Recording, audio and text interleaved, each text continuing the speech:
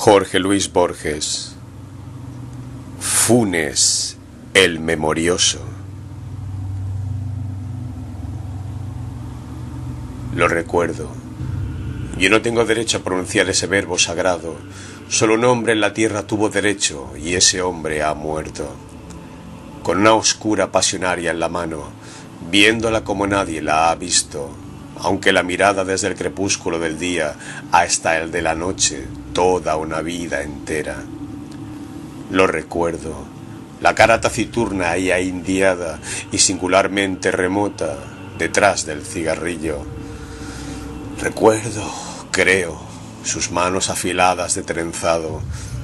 Recuerdo cerca de esas manos un mate con las armas de la banda oriental. Recuerdo en la ventana de la casa una estera amarilla con un vago paisaje lacustre. Recuerdo claramente su voz, la voz pausada, resentida y nasal del orillero antiguo, sin los silbidos italianos de ahora. Más de 3 veces no lo vi, la última en 1887. Me parece muy feliz el proyecto de que todos aquellos que lo trataron escriban sobre él. Mi testimonio será acaso el más breve y sin duda el más pobre, pero no el menos imparcial del volumen que editarán ustedes.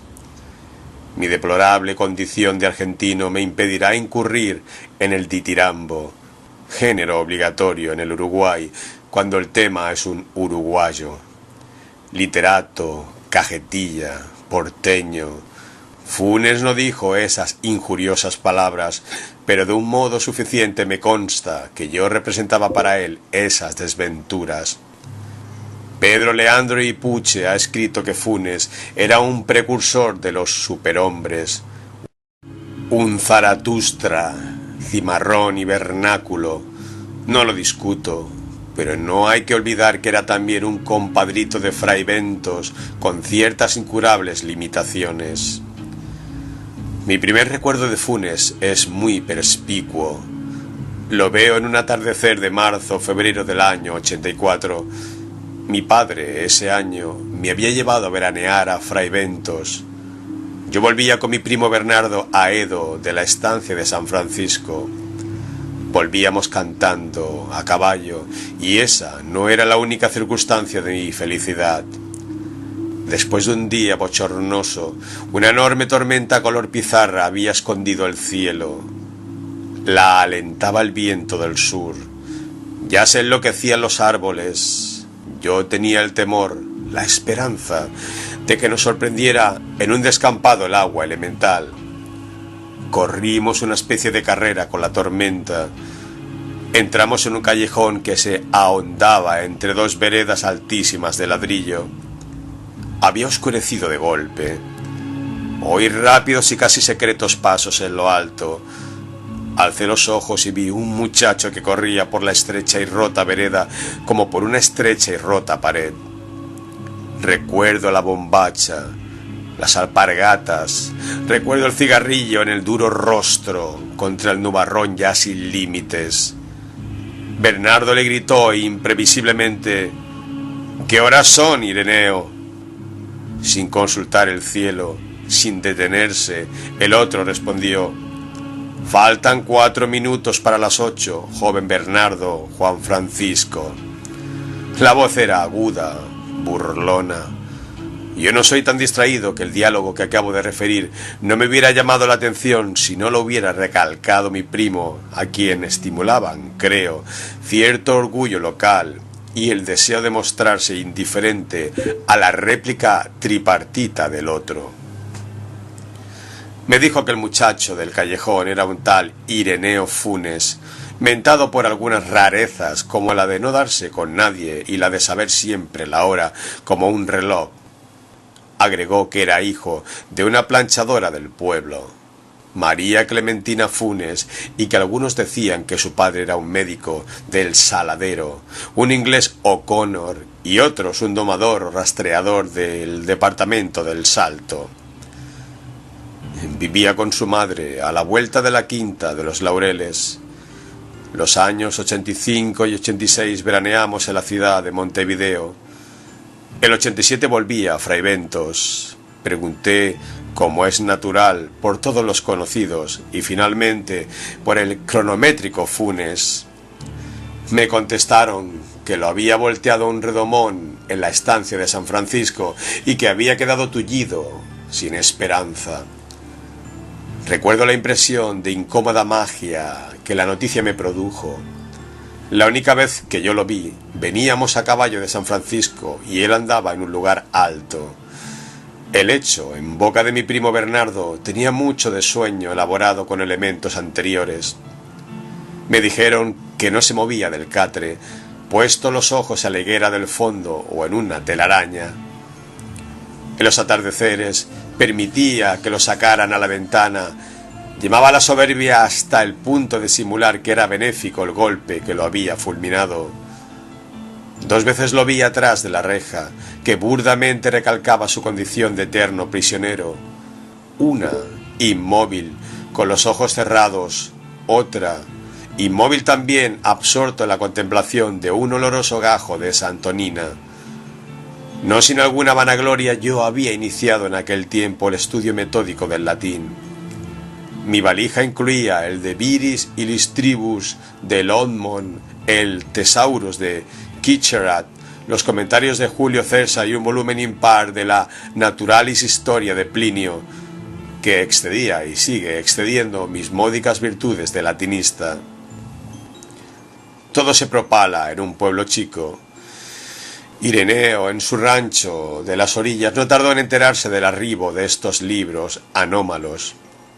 Me dirigía una carta florida y ceremoniosa en la que recordaba nuestro encuentro, desdichadamente fugaz, del día 7 de febrero del año 84. Ponderaba los gloriosos servicios que don Gregorio Aedo, mi tío, finado ese mismo año, había prestado a las 2 patrias en la valerosa jornada de Ituzaingo, y me solicitaba el préstamo de cualquiera de los volúmenes acompañado de un diccionario para la buena inteligencia del texto original, porque todavía ignoro el latín. Prometía devolverlos en buen estado, casi inmediatamente. La letra era perfecta, muy perfilada. La ortografía del tipo que Andrés Bello preconizó, y latina por Y, F por G. Al contrario, temí naturalmente una broma. Mis primos me aseguraron que no, que eran cosas de Ireneo. No supe si atribuir a descaro, a ignorancia o a estupidez la idea de que el arduo latín no requería más instrumento que un diccionario. Para desengañarlo con plenitud, le mandé el Gradus ad Parnassum de Kitcherat y la obra de Plinio. El 14 de febrero me telegrafiaron de Buenos Aires que volviera inmediatamente porque mi padre no estaba nada bien. Dios me perdone. El prestigio de ser el destinatario de un telegrama urgente, el deseo de comunicar a todo Fray Bentos la contradicción entre la forma negativa de la noticia y el perentorio adverbio, la tentación de dramatizar mi dolor, fingiendo un viril estoicismo, tal vez me distrajeron de toda posibilidad de dolor. Al hacer la valija, noté que me faltaban el Gradus y el primer tomo de Naturalis Historia. El Saturno zarpaba al día siguiente, por la mañana. Esa noche, después de cenar, me encaminé a casa de Funes. Me asombró que la noche fuera no menos pesada que el día. En el decente rancho, la madre de Funes me recibió. Me dijo que Ireneo estaba en la pieza del fondo y que no me extrañara encontrarla a oscuras, porque Ireneo sabía pasarse las horas muertas sin encender la vela. Atravesé el patio de baldosa, el corredorcito. Llegué al segundo patio. Había una parra. La oscuridad pudo parecerme total. Oí de pronto la alta y burlona voz de Ireneo. Esa voz hablaba en latín. Esa voz que venía de la tiniebla articulaba con moroso deleite un discurso, plegaria o incantación. Resonaron las sílabas romanas en el patio de tierra. Mi temor las creía indescifrables, interminables. Después, en el enorme diálogo de esa noche, supe que formaban el primer párrafo del capítulo 24 del libro 7 de la Naturalis Historia. La materia de ese capítulo es la memoria. Las palabras últimas fueron ut nihil non isder verbis redretur auditur. Sin el menor cambio de voz, Ireneo me dijo que pasara. Estaba en el catre, fumando. Me parece que no lo vi en la cara hasta el alba. Quiero rememorar el ascua momentánea del cigarrillo. La pieza olía vagamente a humedad. Me senté, repetí la historia del telegrama y de la enfermedad de mi padre. Arribo ahora al más difícil punto de mi relato. Bueno es que ya lo sepa el lector, no tiene otro argumento que ese diálogo de hace ya medio siglo. No trataré de reproducir sus palabras, irrecuperables ahora. Prefiero resumir con veracidad las muchas cosas que me dijo Ireneo. El estilo indirecto es remoto y débil. Yo sé que sacrifico la eficacia de mi relato, que mis lectores imaginen los entrecortados períodos que me abrumaron esa noche. Ireneo empezó por enumerar, en latín y español, los casos de memoria prodigiosa registrados en la Naturalis Historia. Ciro, rey de los persas, que sabía llamar por su nombre a todos los soldados de sus ejércitos. Mitrídates, Eupator, que administraba la justicia en los 22 idiomas de su imperio. Simónides, inventor de la mnemotecnia. Metrodoro, que profesaba el arte de repetir con fidelidad lo escuchado una sola vez.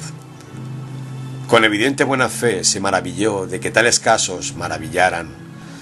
Me dijo que antes de esa tarde lluviosa en que lo volteó el azulejo, él había sido lo que son todos los cristianos, un ciego, un sordo, un abombado, un desmemoriado.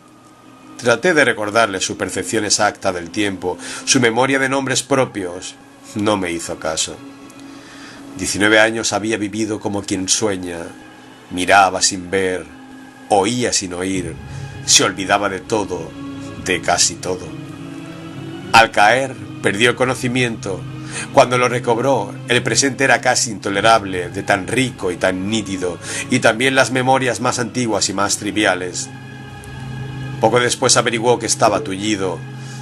El hecho apenas le interesó. Razonó, sintió que la movilidad era un precio mínimo. Ahora su percepción y su memoria eran infalibles. Nosotros, de un vistazo, percibimos 3 copas en una mesa. Funes, todos los vástagos y racimos y frutos que comprende una parra. Sabía las formas de las nubes australes del amanecer del 30 de abril de 1882 y podía compararlas en el recuerdo con las vetas de un libro en pasta española que solo había mirado una vez y con las líneas de la espuma que un remo levantó en el río Negro la víspera de la acción del Quebracho. Esos recuerdos no eran simples. Cada imagen visual estaba ligada a sensaciones musculares, térmicas, etc. Podía reconstruir todos los sueños, todos los entresueños. 2 o 3 veces había reconstruido un día entero. No había dudado nunca, pero cada reconstrucción había requerido un día entero. Me dijo: más recuerdos tengo yo solo que los que habrán tenido todos los hombres desde que el mundo es mundo. Y también, mis sueños son como la vigilia de ustedes. Y también, hacia el alba, mi memoria, Señor, es como vaciadero de basuras. Una circunferencia en un pizarrón, un triángulo rectángulo, un rombo, son formas que podemos intuir plenamente. Lo mismo le pasaba a Ireneo con las aborrascadas crines de un potro, con una punta de ganado en una cuchilla, con el fuego cambiante y con la innumerable ceniza, con las muchas caras de un muerto en un largo velorio. No sé cuántas estrellas veía en el cielo. Esas cosas, me dijo, ni entonces ni después las he puesto en duda. En aquel tiempo no había cinematógrafos ni fonógrafos. Es, sin embargo, inverosímil y hasta increíble que nadie hiciera un experimento con Funes. Lo cierto es que vivimos postergando todo lo postergable. Tal vez todos sabemos profundamente que somos inmortales y que tarde o temprano todo hombre hará todas las cosas y sabrá todo. La voz de Funes desde la oscuridad seguía hablando. Me dijo que hacia 1886 había discurrido un sistema original de numeración y que en muy pocos días había rebasado el 24.000. No lo había escrito, porque lo pensaba una sola vez. Ya no podía borrársele. Su primer estímulo, creo, fue el desagrado de que los 33 orientales requirieran 2 signos y 3 palabras, en lugar de una sola palabra y un solo signo. Aplicó luego ese disparatado principio a los otros números. En lugar de 7013 decía, por ejemplo, Máximo Pérez. En lugar de 7014, el ferrocarril. Otros números eran Luis Melián, Lafinur, Olimar, Azufre, los bastos, la ballena, el gas, la caldera, Napoleón, Agustín de Bedia. En lugar de 500 decía 9. Cada palabra tenía un signo particular, una especie de marca. Las últimas eran muy complicadas. Y yo traté de explicarle que esa rapsodia de voces inconexas era precisamente lo contrario de un sistema de numeración. Le dije que decir 365 era decir 3 centenas, 6 decenas y 5 unidades. Análisis que no existe en los números. El negro Timoteo o manta de carne. Funes no me entendió o no quiso entenderme. Locke en el siglo XVII postuló y reprobó un idioma imposible en el que cada cosa individual, cada piedra, cada pájaro y cada rama tuviera un nombre propio. Funes proyectó alguna vez un idioma análogo, pero lo desechó por parecerle demasiado general, demasiado ambiguo. En efecto, Funes no solo recordaba cada hoja de cada árbol de cada monte, sino cada una de las veces que la había percibido o imaginado. Resolvió reducir cada una de sus jornadas pretéritas a unos 70.000 recuerdos que definiría luego por cifras. Lo disuadieron 2 consideraciones: la conciencia de que la tarea era interminable, la conciencia de que era inútil. Pensó que en la hora de la muerte no habría acabado aún de clasificar todos los recuerdos de la niñez. Los 2 proyectos que he indicado, un vocabulario infinito para la serie natural de los números, un inútil catálogo mental de todas las imágenes del recuerdo, son insensatos, pero revelan cierta balbuciente grandeza. Nos dejan vislumbrar o inferir el vertiginoso mundo de Funes. Este, no lo olvidemos, era casi incapaz de ideas generales, platónicas. No solo le costaba comprender que el símbolo genérico perro abarcara tantos individuos dispares de diversos tamaños y diversa forma. Le molestaba que el perro de las 3 y 14, visto de perfil, tuviera el mismo nombre que el perro de las 3 y cuarto, visto de frente. Su propia cara en el espejo, sus propias manos, lo sorprendían cada vez. Refiere Swift que el emperador de Lilliput discernía el movimiento del minutero. Funes discernía continuamente los tranquilos avances de la corrupción, de las caries, de la fatiga. Notaba los progresos de la muerte, de la humedad. Era el solitario y lúcido espectador de un mundo multiforme, instantáneo y casi intolerablemente preciso. Babilonia, Londres y Nueva York han abrumado con feroz esplendor la imaginación de los hombres. Nadie en sus torres populosas o en sus avenidas urgentes ha sentido el calor y la presión de una realidad tan infatigable como la que un día y noche convergía sobre el infeliz Ireneo en su pobre arrabal sudamericano. Le era muy difícil dormir y distraerse del mundo. Funes, de espaldas en el catre, en la sombra, se figuraba cada grieta y cada moldura de las casas precisas que lo rodeaban. Repito que el menos importante de sus recuerdos era más minucioso y más vivo que nuestra percepción de un goce físico o de un tormento físico. Hacia el este, en un trecho no amanzanado, había casas nuevas, desconocidas. Funes las imaginaba negras, compactas, hechas de tiniebla homogénea.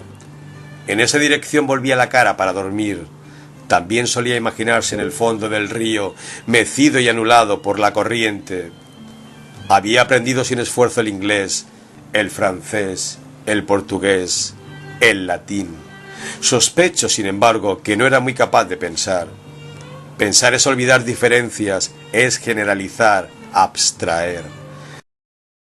En el abarrotado mundo de Funes no había sino detalles, casi inmediatos. La recelosa claridad de la madrugada entró por el patio de tierra. Entonces vi la cara de la voz que toda la noche había hablado.